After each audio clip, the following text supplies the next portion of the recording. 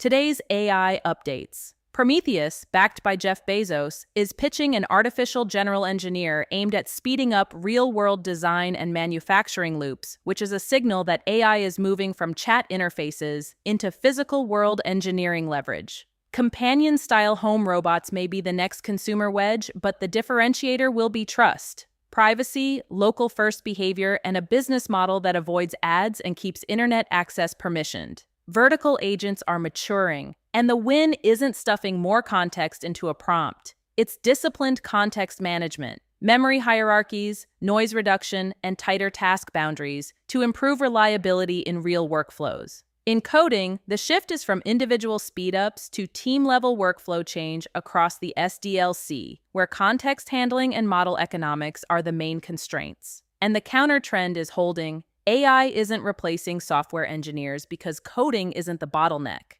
Specification, verification, accountability, and decision-making are. eBigs out.